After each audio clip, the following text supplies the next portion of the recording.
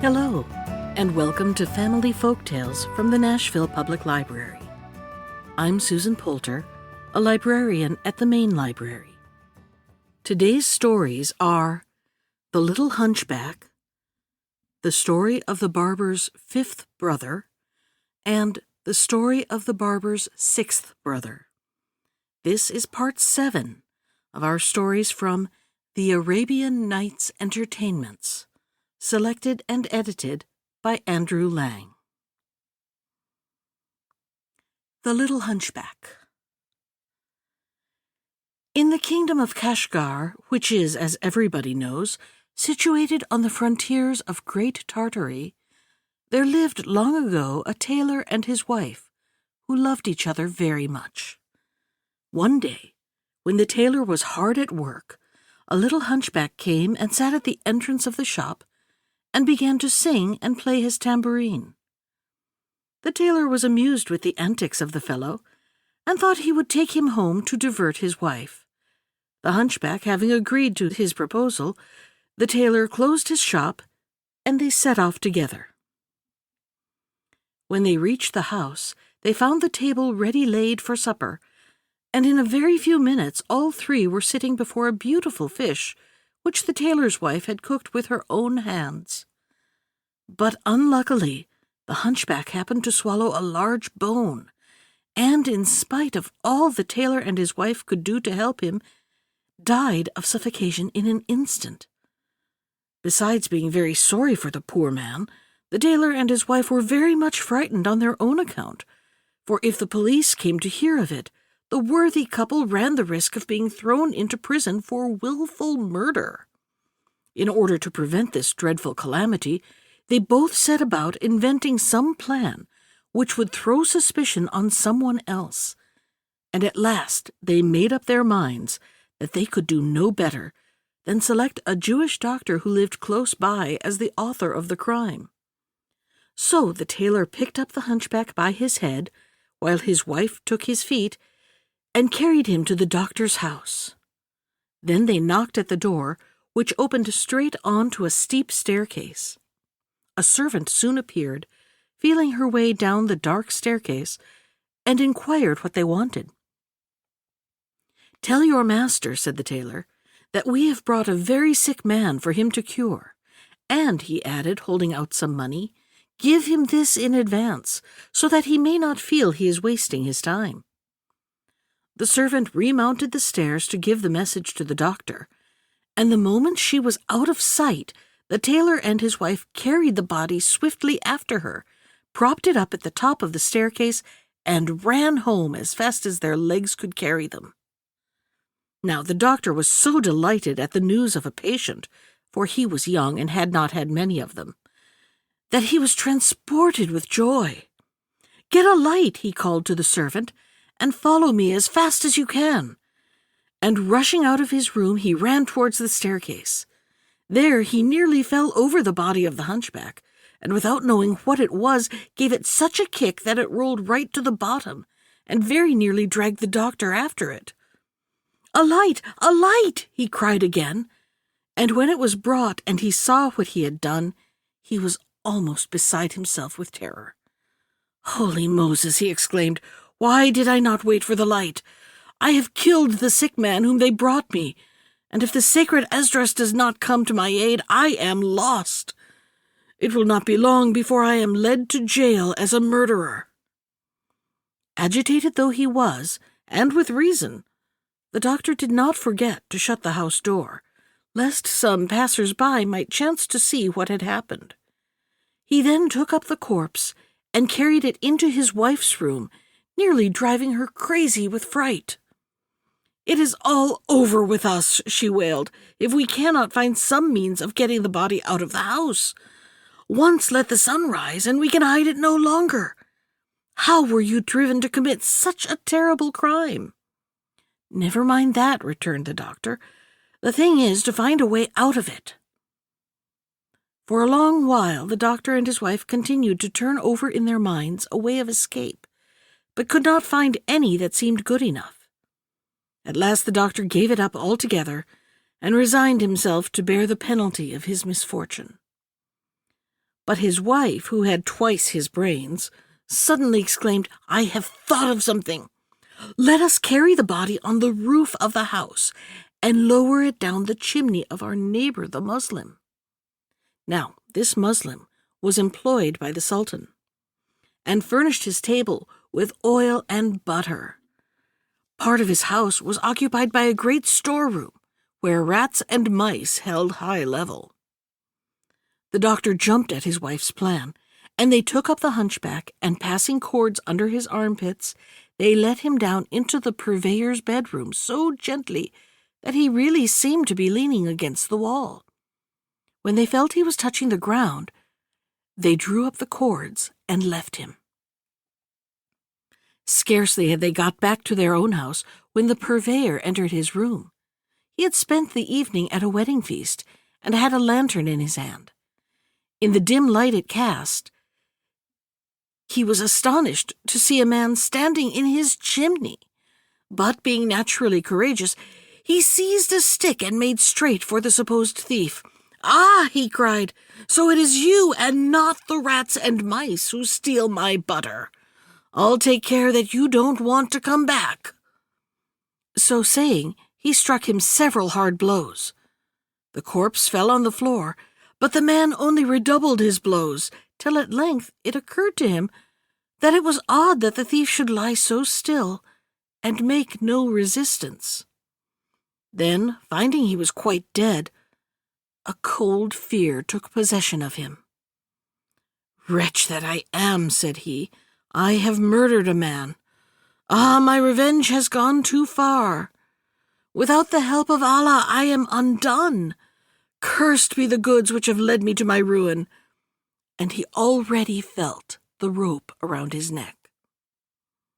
But when he had got over the first shock, he began to think of some way out of the difficulty, and seizing the hunchback in his arms, he carried him out into the street, and leaning him against the wall of a shop, he stole back to his own house without once looking behind him.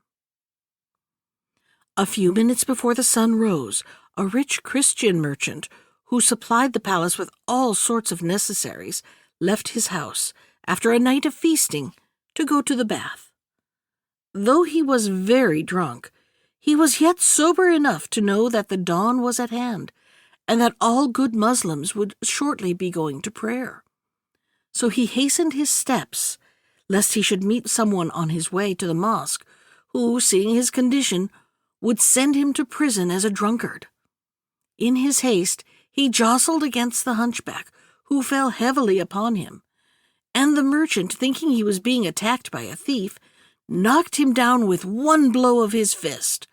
He then called loudly for help, beating the fallen man all the while. The chief policeman of the quarter came running up and found a Christian ill-treating a Muslim. "What are you doing?" he asked indignantly. "He tried to rob me," replied the merchant, "and very nearly choked me." "Well, you have had your revenge," said the man, catching hold of his arm. "Come, be off with you." As he spoke, he held out his hand to the hunchback to help him up, but the hunchback never moved. "Oh-ho," he went on, looking closer. "So this is the way a Christian has the impudence to treat a Muslim." And seizing the merchant in a firm grasp, he took him to the inspector of police, who threw him into prison till the judge should be out of bed and ready to attend to his case. All this brought the merchant to his senses, but the more he thought of it, the less he could understand how the hunchback could have died merely from the blows he had received. The merchant was still pondering on this subject when he was summoned before the chief of police and questioned about his crime, which he could not deny. As the hunchback was one of the Sultan's private jesters, the chief of police resolved to defer sentence of death until he had consulted his master. He went to the palace to demand an audience, and told his story to the Sultan, who only answered, "There is no pardon for a Christian who kills a Muslim. Do your duty." So the chief of police ordered a gallows to be erected, and sent criers to proclaim in every street in the city that a Christian was to be hanged that day for having killed a Muslim. When all was ready, the merchant was brought from prison and led to the foot of the gallows. The executioner knotted the cord firmly round the unfortunate man's neck and was just about to swing him into the air when the Sultan's purveyor dashed through the crowd and cried, panting, to the hangman, "Stop! Stop! Don't be in such a hurry! It was not he who did the murder. It was I." The chief of police, who was present to see that everything was in order, put several questions to the purveyor, who told him the whole story of the death of the hunchback and how he had carried the body to the place where it had been found by the Christian merchant. "You are going," he said to the chief of police, "to kill an innocent man, for it is impossible that he should have murdered a creature who was dead already. It is bad enough for me to have slain a Muslim without having it on my conscience, that a Christian who is guiltless should suffer through my fault." Now the purveyor's speech had been made in a loud voice, and was heard by all the crowd, and even if he had wished it, the chief of police could not have escaped setting the merchant free. "Loose the cords from the Christian's neck," he commanded, turning to the executioner, "and hang this man in his place, seeing that by his own confession he is the murderer."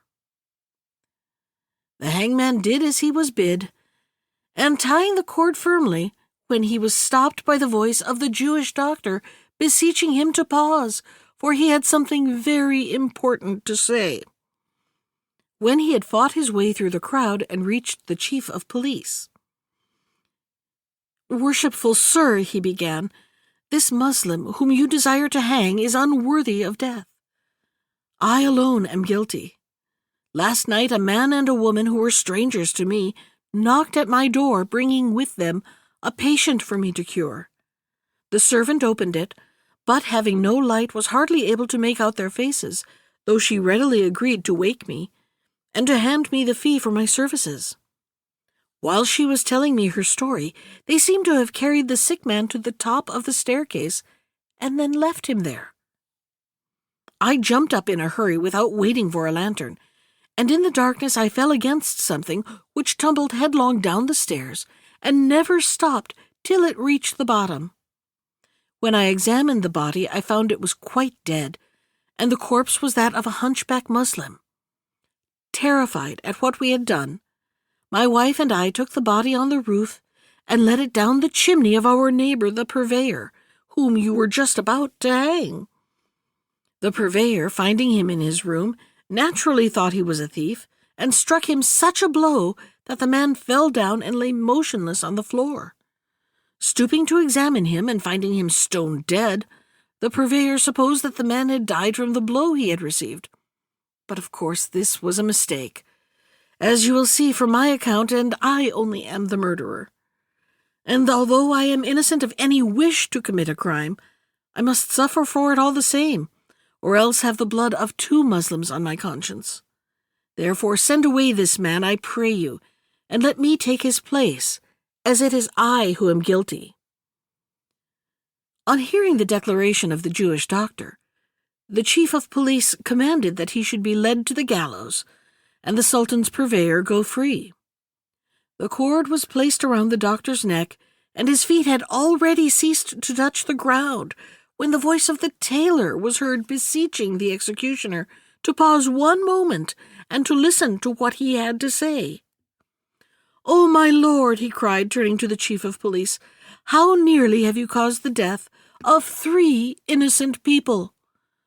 But if you will only have the patience to listen to my tale, you shall know who is the real culprit.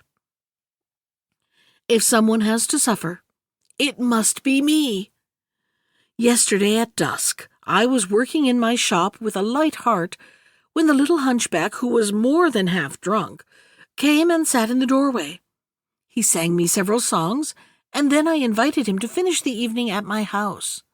He accepted my invitation, and we went away together.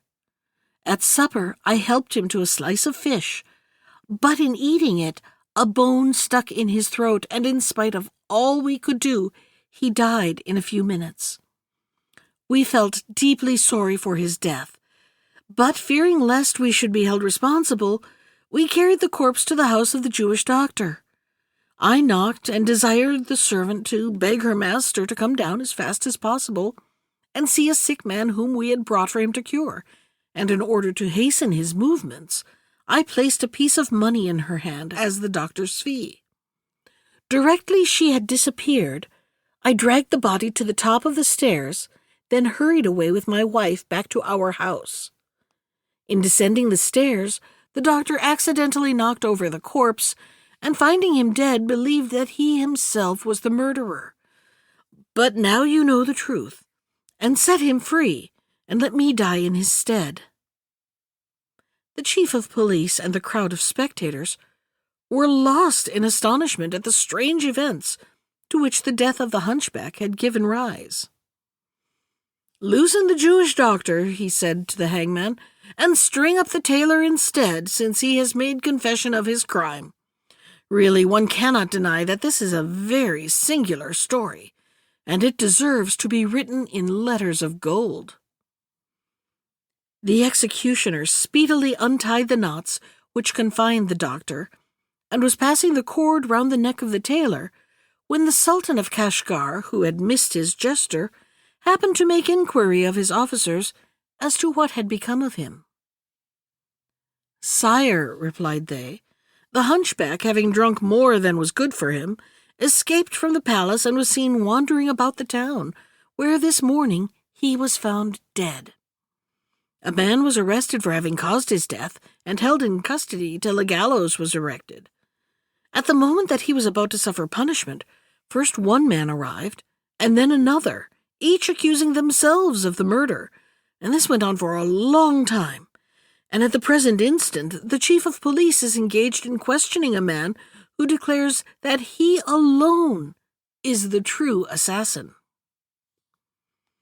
The Sultan of Kashgar no sooner heard these words than he ordered an usher to go to the chief of police and to bring all the persons concerned in the hunchback's death, together with the corpse, that he wished to see once again.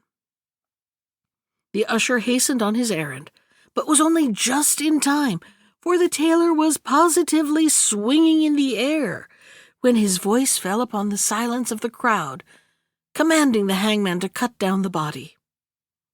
The hangman, recognizing the usher as one of the king's servants, cut down the tailor, and the usher, seeing the man was safe, sought the chief of police and gave him the Sultan's message. Accordingly, the chief of police at once set out for the palace, taking with him the tailor, the doctor, the purveyor, and the merchant, who bore the dead hunchback on their shoulders.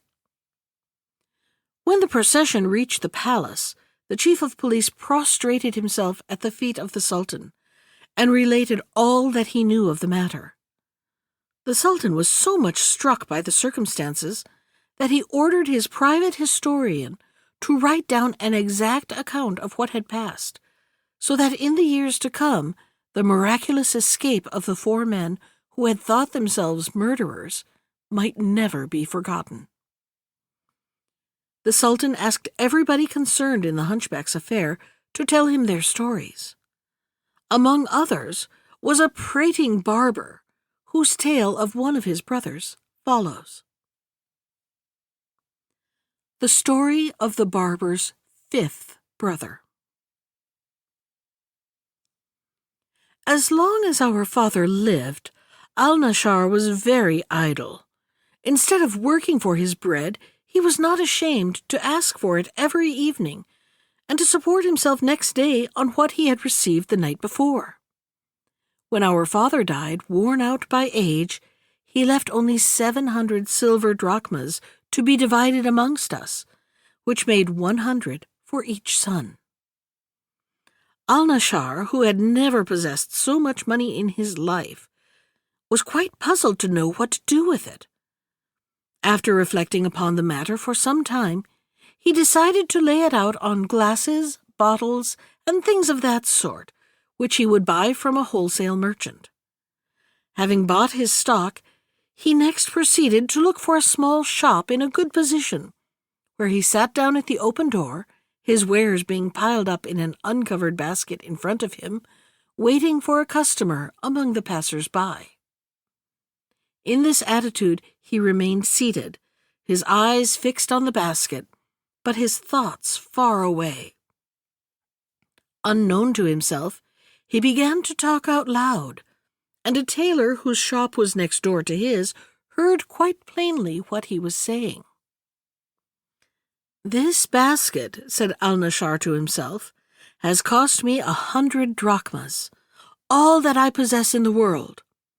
Now, in selling the contents piece by piece, I shall turn 200, and these hundreds I shall again lay out in glass, which will produce 400. By this means I shall, in course of time, make 4,000 drachmas, which will easily double themselves. When I have got 10,000, I will give up the glass trade and become a jeweler, and devote all my time to trading in pearls, diamonds, and other precious stones. At last, having all the wealth that heart can desire, I will buy a beautiful country house, with horses and slaves, and then I will lead a merry life and entertain my friends. At my feasts I will send for musicians and dancers from the neighboring town to amuse my guests. In spite of my riches, I shall not, however, give up trade till I have amassed a capital of 100,000 drachmas, when, having become a man of much consideration, I shall request the hand of the Grand Vizier's daughter, taking care to inform the worthy father that I have heard favorable reports of her beauty and wit, and that I will pay down on our wedding day 3,000 gold pieces. Should the vizier refuse my proposal, which after all is hardly to be expected, I will seize him by the beard and drag him to my house. When I shall have married his daughter, I will give her 10 of the best eunuchs that can be found for her service. Then I shall put on my most gorgeous robes, and mounted on a horse with a saddle of fine gold, and its trappings blazing with diamonds, followed by a train of slaves, I shall present myself at the house of the Grand Vizier, the people casting down their eyes and bowing low as I pass along. At the foot of the Grand Vizier's staircase I shall dismount, and while my servants stand in a row to right and left, I shall ascend the stairs, and at the head of which the Grand Vizier will be waiting to receive me. He will then embrace me as his son-in-law, and giving me his seat will place himself below me. This being done, as I have every reason to expect, 2 of my servants will enter, each bearing a purse containing 1,000 pieces of gold. One of these I shall present to him, saying, "Here are the 1,000 gold pieces that I offered for your daughter's hand, and here," I shall continue, holding out the second purse, "are another 1,000 to show you that I am a man who is better than his word." After hearing of such generosity, the world will talk of nothing else. I shall return home with the same pomp as I set out, and my wife will send an officer to compliment me on my visit to her father, and I shall confer on the officer the honor of a rich dress and a handsome gift. Should she send one to me, I shall refuse it and dismiss the bearer. I shall never allow my wife to leave her rooms on any pretext whatever without my permission, and my visits to her will be marked by all the ceremony calculated to inspire respect. No establishment will be better ordered than mine, and I shall take care always to be dressed in a manner suitable to my position. In the evening, when we retire to our apartments, I shall sit in the place of honor, where I shall assume a grand demeanor and speak little, gazing straight before me. And when my life, lovely as the full moon, stands humbly in front of my chair, I shall pretend not to see her. Then her women will say to me, "Respected lord and master, your wife and slave is before you waiting to be noticed. She is mortified that you never deign to look her way. She is tired of standing so long. Beg her, we pray you, to be seated." Of course, I shall give no signs of even hearing this speech, which will vex them mightily. They will throw themselves at my feet with lamentations, and at length I will raise my head and throw a careless glance at her. Then I shall go back to my former attitude. The women will think that I am displeased at my wife's dress, and will lead her away to put on a finer one, and I, on my side, shall replace the one I am wearing with another yet more splendid. They will then return to the charge, but this time it will take much longer before they persuade me even to look at my wife. It is as well to begin on my wedding day, as I mean to go on for the rest of our lives. The next day she will complain to her mother of the way she has been treated, which will fill my heart with joy. Her mother will come seek me, and, kissing my hands with respect, will say, "My lord," for she could not dare to risk my anger by using the familiar title of son-in-law. "My lord, do not, I implore you, refuse to look upon my daughter or to approach her. She only lives to please you, and loves you with all her soul." But I shall pay no more heed to my mother-in-law's words than I did to those of the women. Again she will beseech me to listen to her entreaties, throwing herself this time at my feet, but all to no purpose. Then, putting a glass of wine into my wife's hand, she will say to her, "There, present that to him yourself. He cannot have the cruelty to reject anything offered by so beautiful a hand." And my wife will take it and offer it to me tremblingly, with tears in her eyes. But I shall look in the other direction. This will cause her to weep still more, and she will hold out the glass, crying, "Adorable husband, never shall I cease my prayers till you have done me the favor to drink." Sick of her importunities, these words will goad me to fury.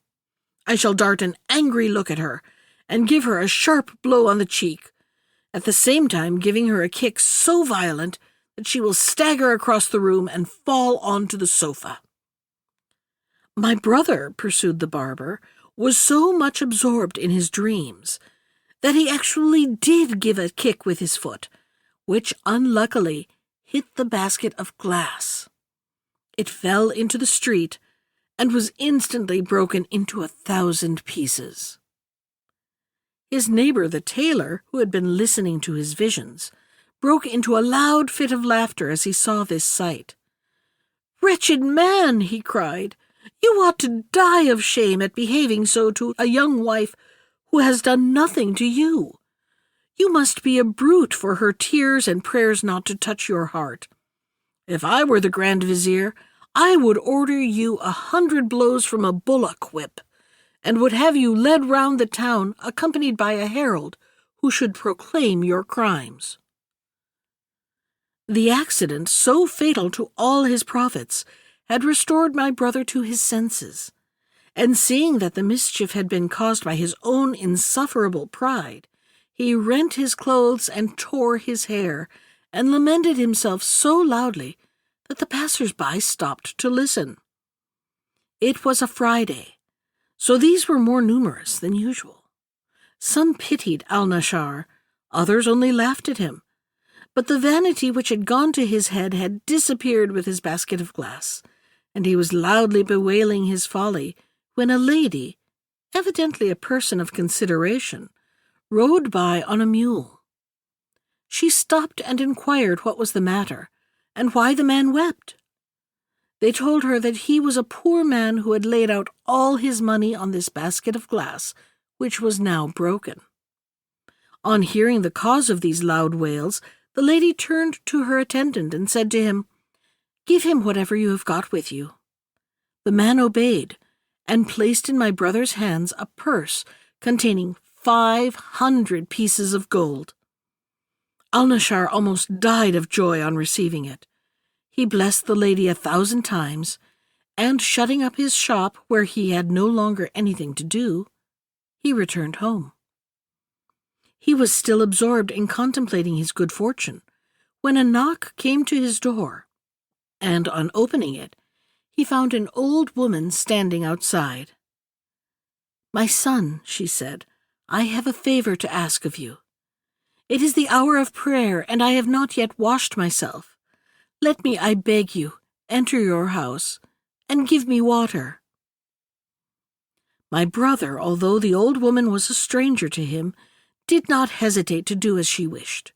He gave her a vessel of water, and then went back to his place and his thoughts, with his mind busy over his last adventure, and he put his gold into a long and narrow purse, which he could easily carry in his belt. During this time, the old woman was busy over her prayers, and when she had finished, she came and prostrated herself twice before my brother, and then rising, called down endless blessings on his head. Observing her shabby clothes, my brother thought that her gratitude was in reality a hint that he should give her some money to buy some new ones. So he held out 2 pieces of gold. The old woman started back in surprise, as if she had received an insult. "Good heavens!" she exclaimed. "What is the meaning of this? Is it possible that you take me, my lord, for one of those miserable creatures who force their way into houses to beg for alms? Take back your money. I am thankful to say I do not need it, for I belong to a beautiful lady who is very rich and gives me everything I want." My brother was not clever enough to detect that the old woman had merely refused the 2 pieces of money he had offered her in order to get more, but he inquired if she could procure him the pleasure of seeing this lady. "Willingly," she replied, "and she will be charmed to marry you and to make you the master of all her wealth. So, pick up your money and follow me." Delighted at the thought that he had found so easily both a fortune and a beautiful wife, my brother asked no more questions, but concealing his purse with the money the lady had given him in the folds of his dress, he set out joyfully with his guide. They walked for some distance till the old woman stopped at a large house where she knocked. The door was opened by a young Greek slave, and the old woman led my brother across a well-paved court into a well-furnished hall. Here she left him to inform her mistress of his presence, and as the day was hot, he flung himself onto a pile of cushions and took off his heavy turban. In a few minutes there entered a lady, and my brother perceived at the first glance that she was even more beautiful and more richly dressed than he had expected. He rose from his seat, but the lady signed him to sit down again and placed herself beside him. After the usual compliments had passed between them, she said, "We are not comfortable here. Let us go into another room."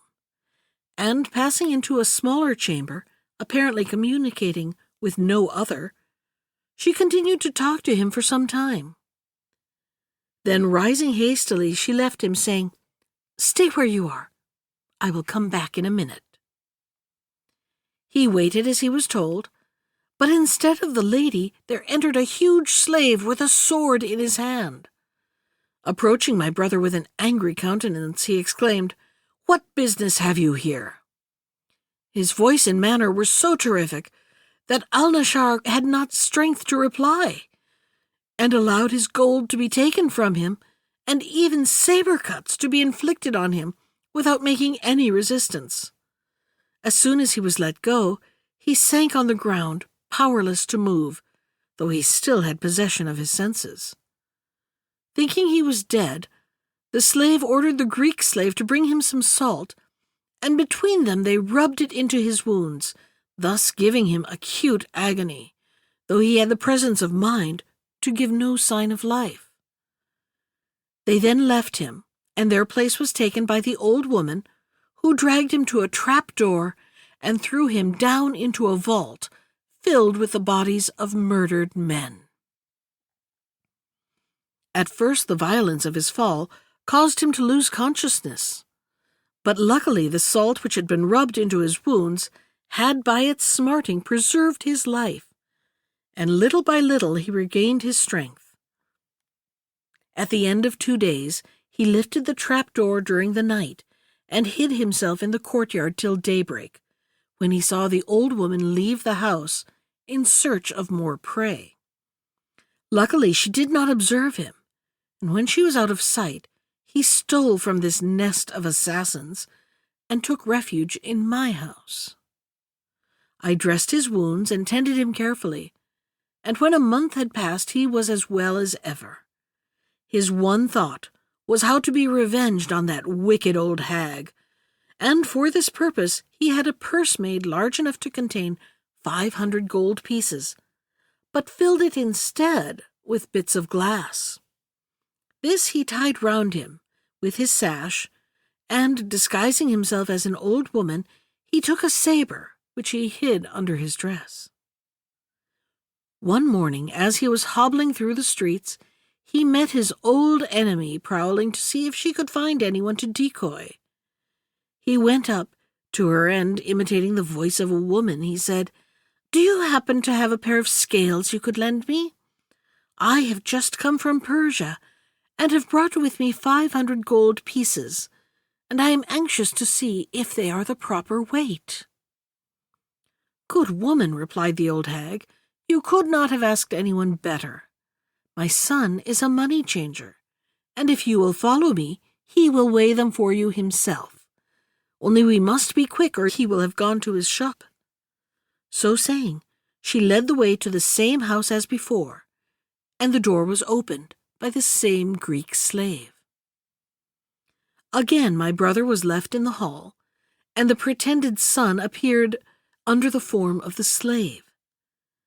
"Miserable crone," he said to my brother, "get up and come with me," and turned to lead the way to the place of murder. Al-Nashar rose too, and drawing the saber from under his dress, dealt the slave such a blow on his neck that his head was severed from his body. My brother picked up the head with one hand, and seizing the body with the other, dragged it to the vault, when he threw it in and sent the head after it. The Greek slave, supposing that all had passed as usual, shortly arrived with the basin of salt, but when she beheld Al-Nashar with the saber in his hand, she let the basin fall and turned to fly. My brother, however, was too quick for her, and in another instant her head was rolling from her shoulders. The noise brought the old woman running to see what was the matter, and he seized her before she had time to escape. "Wretch," he cried, "do you know me?" "Who are you, my lord?" she replied, trembling all over. "I have never seen you before." "I am he whose house you entered to offer your hypocritical prayers. Don't you remember now?" She flung herself on her knees to implore mercy, but he cut her in 4 pieces. There remained only the lady, who was quite ignorant of all that was taking place around her. He sought her through the house, and when at last he found her, she nearly fainted with terror at the sight of him. She begged hard for her life, which he was generous enough to give her, but he bade her to tell him how she had got into partnership with the abominable creatures he had just put to death. "I was once," replied she, "the wife of an honest merchant, and that old woman, whose wickedness I did not know, used occasionally to visit me. 'Madam,' she said to me one day, 'we have a grand wedding at our house today. If you would do us the honor to be present, I am sure you would enjoy yourself.' I allowed myself to be persuaded, put on my richest dress, and took a purse with 100 pieces of gold. Once inside the doors, I was kept by force by that dreadful slave, and it is now 3 years that I have been here, to my great grief." "That horrible man must have amassed great wealth," remarked my brother. "Such wealth," returned she, "that if you succeed in carrying it all away, it will make you rich forever. Come and let us see how much there is." She led Al-Nashar into a chamber filled with coffers packed with gold, which he gazed at with an admiration he was powerless to conceal. "Go," she said, "and bring men to carry them away." My brother did not wait to be told twice, and hurried out into the streets, where he soon collected 10 men. They all came back to the house, but what was his surprise to find the door open and the room with the chests of gold quite empty. The lady had been cleverer than himself, and had made the best use of her time. However, he tried to console himself by removing all the beautiful furniture, which more than made up for the 500 gold pieces he had lost. Unluckily, on leaving the house, he forgot to lock the door, and the neighbors, finding the place empty, informed the police, who next morning arrested al-Nashar as a thief. My brother tried to bribe them to let him off, but far from listening to him, they tied his hands and forced him to walk between them to the presence of the judge. When they had explained to the official the cause of the complaint, he asked al-Nashar where he had obtained all the furniture that he had taken to his house the day before. "Sir," replied al-Nashar, "I am ready to tell you the whole story, but give, I pray you, your word that I shall run no risk of punishment." "That I promise," said the judge. So my brother began at the beginning, and related all his adventures, and how he had avenged himself on those who had betrayed him. As to the furniture, he entreated the judge to at least allow him to keep part to make up for the 500 pieces of gold which had been stolen from him. The judge, however, would say nothing about this, and lost no time in sending men to fetch away all that al-Nashar had taken from the house. When everything had been moved and placed under his roof, he ordered my brother to leave the town and never more to enter it on peril of his life, fearing that if he returned, he might seek justice from the Caliph. Al-Nashar obeyed, and was on his way to a neighboring city when he fell in with a band of robbers, who stripped him of his clothes and left him naked by the roadside. Hearing of his plight, I hurried after him to console him for his misfortunes, and to dress him in my best robe. I then brought him back disguised under cover of night to my house, where I have since given him all the care I bestow on my other brothers. The story of the barber's 6th brother. There now remains for me to relate to you the story of my 6th brother, whose name was Shakabak. Like the rest of us, he inherited 100 silver drachmas from our father, which he thought was a large fortune. But through ill luck he soon lost it all, and was driven to beg. As he had a smooth tongue and good manners, he really did very well in his new profession, and he devoted himself specially to making friends with the servants in big houses, so as to gain access to their masters. One day he was passing a splendid mansion, with a crowd of servants lounging in the courtyard. He thought that, from the appearance of the house, it might yield a rich harvest, so he entered and inquired to whom it belonged. "My good man, where do you come from?" replied the servant. "Can't you see for yourself that it belongs to nobody but a Barmecide?" For the Barmecides were famed for their liberality and generosity. My brother, hearing this, asked the porters, of whom there were several, if they would give him alms. They did not refuse, but told him politely to go in and speak to the master himself. My brother thanked them for their courtesy, and entered the building, which was so large that it took him some time to reach the apartments of the Barmecide. At last, in a room richly decorated with paintings, he saw an old man with a long white beard sitting on a sofa, who received him with such kindness that my brother was emboldened to make his petition. "My lord," he said, "you behold in me a poor man who only lives by the help of persons as rich and generous as you." Before he could proceed further, he was stopped by the astonishment shown by the Barmecide. "Is it possible," he cried, "that while I am in Baghdad, a man like you should be starving? That is a state of things that must at once be put an end to. Never shall it be said that I have abandoned you, and I am sure that you, on your part, will never abandon me."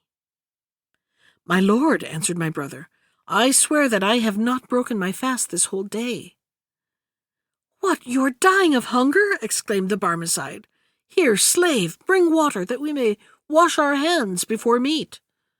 No slave appeared, but my brother remarked that the Barmecide did not fail to rub his hands, as if the water had been poured over them. Then he said to my brother, "Why don't you wash your hands too?"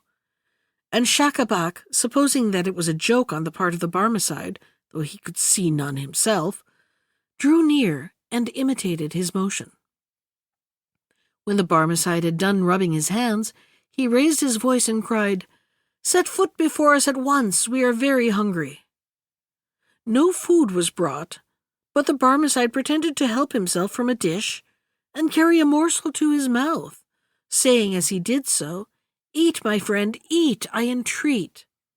Help yourself as freely as if you were at home. For a starving man, you seem to have a very small appetite."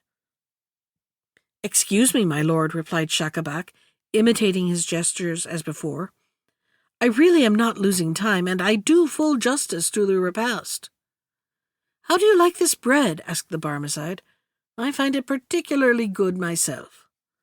"Oh, my lord," answered my brother, who beheld neither meat nor bread, "never have I tasted anything so delicious." "Eat as much as you want," said the Barmecide.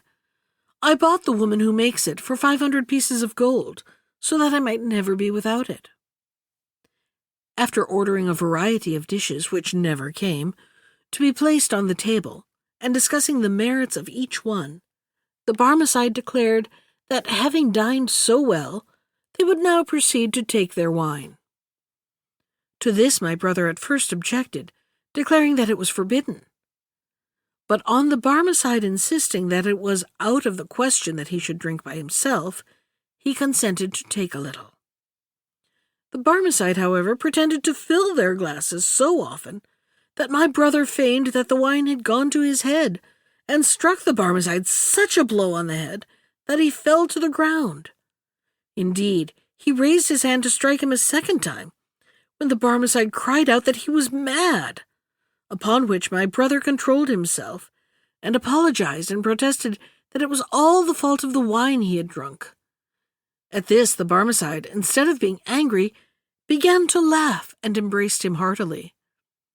"I have long been seeking," he exclaimed, "a man of your description, and henceforth my house shall be yours. You have had the good grace to fall in with my humor, and to pretend to eat and to drink when nothing was there. Now you shall be rewarded by a really good supper." Then he clapped his hands, and all the dishes were brought that they had tasted in imagination before and during the repast. Slaves sang and played on various instruments. All the while Schacabac was treated by the Barmecide as a familiar friend, and dressed in a garment out of his own wardrobe. 20 years passed by, and my brother was still living with the Barmecide, looking after his house and managing his affairs. At the end of that time his generous benefactor died without heirs, so all his possessions went to the prince. They even despoiled my brother of those that rightly belonged to him. And he, now as poor as he had ever been in his life, decided to cast in his lot with a caravan of pilgrims who were on their way to Mecca. Unluckily, the caravan was attacked and pillaged by the Bedouins, and the pilgrims were taken prisoners. My brother became the slave of a man who beat him daily, hoping to drive him to offer a ransom, although, as Schacabac pointed out, it was quite useless trouble, as his relations were as poor as himself. At length the Bedouin grew tired of tormenting, and sent him on a camel to the top of a high, barren mountain, where he left him to take his chance. A passing caravan, on its way to Baghdad, told me where he was to be found, and I hurried to his rescue, and brought him back in a deplorable condition to the town. This, continued the barber, is the tale I related to the Caliph, who, when I had finished, burst into fits of laughter. "Well were you called the Silent," said he. "No name was ever better deserved. But for reasons of my own, which it is not necessary to mention, I desire you to leave the town and never to come back."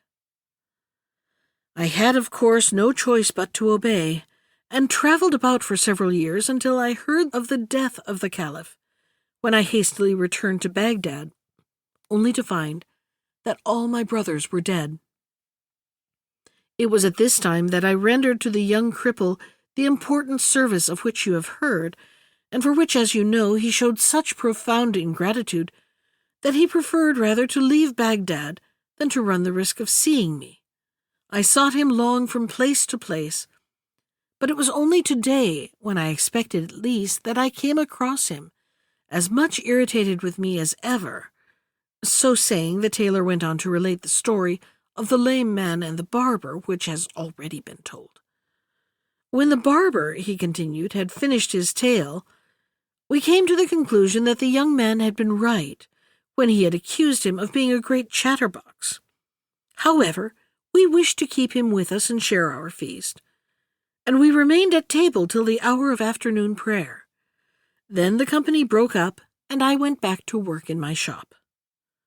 It was during this interval that the little hunchback, half drunk already, presented himself before me, singing and playing on his drum. I took him home to amuse my wife, and she invited him to supper. While eating some fish, a bone got caught into his throat, and in spite of all we could do, he died shortly. It was all so sudden that we lost our heads, and in order to divert suspicion from ourselves, we carried the body to the house of a Jewish physician. He placed it in the chamber of the purveyor, and the purveyor propped it up in the street, where it was thought to have been killed by the merchant. This, sire, is the story which I was obliged to tell to satisfy your highness. It is now for you to say if we deserve mercy or punishment, life or death." The Sultan of Kashgar listened with an air of pleasure which filled the tailor and his friends with hope. "I must confess," he exclaimed, "that I am much more interested in the stories of the barber and his brothers, and of the lame man, than in that of my own jester. But before I allow you all four to return to your homes, and have the corpse of the hunchback properly buried, I should like to see this barber who has earned your pardon, and as he is in this town, let an usher go with you at once in search of him." The usher and the tailor soon returned, bringing with them an old man who must have been at least 90 years of age. "O silent one," said the Sultan, "I am told that you know many strange stories. Will you tell some of them to me?" "Never mind my stories for the present," replied the barber, "but will your highness graciously be pleased to explain why this Jew, this Christian, and this Muslim, as well as this dead body, are here?" "What business is that of yours?" asked the Sultan with a smile. But seeing that the barber had some reasons for his question, he commanded that the tale of the hunchback should be told him. "It is certainly most surprising," cried he, when he had heard it all, "but I should like to examine the body." He then knelt down and took the head on his knees, looking at it attentively. Suddenly he burst into such loud laughter that he fell right backwards, and when he had recovered himself enough to speak, he turned to the Sultan. "The man is no more dead than I am," he said. "Watch me." As he spoke, he drew a small case of medicines from his pocket and rubbed the neck of the hunchback with some ointment made of balsam.